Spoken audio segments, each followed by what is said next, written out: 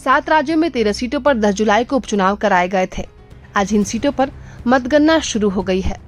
लोकसभा चुनाव के बाद एनडीए बनाम इंडिया गठबंधन के बीच ये पहली टक्कर है और 7 राज्यों की 13 विधानसभा सीटों पर हुए उपचुनाव के बाद मतगणना शुरू हो गई है। आज ही इन 13 सीटों के परिणाम घोषित किए जाएंगे। बता दें कि इनमें बिहार की रुपोली विधानसभा सीट, पश्चिम बंगाल की रायगंज, रानाघाट दक्षिण, अमानी कताला, तमिलनाडु की विक्रवांडी, मध्य प्रदेश की अमरवाड़ा, उत्तराखंड की बद्रीनाथ और मैंगलोर और पंजाब की जालंधर सीट शामिल है।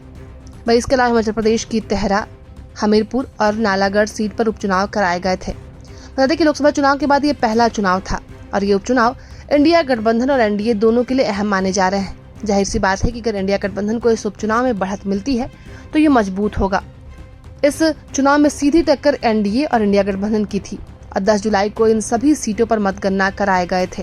ये सभी सीटें विधायकों के निधन या फिर इस्तीफे की वजह से खाली हुई थी।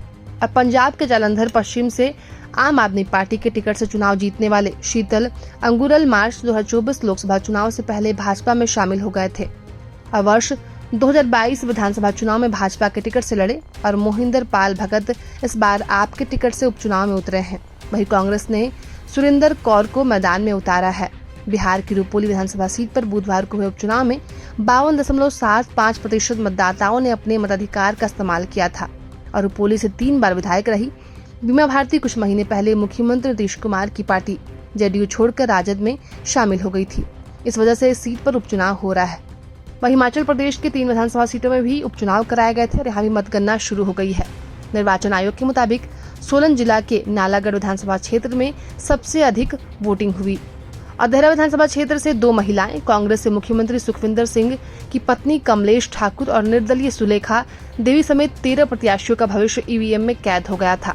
आज इन सीटों पर भी परिणाम घोषित किए जाएंगे। प्रभातखबर.com, विश्वास वही, रफ्तार नहीं।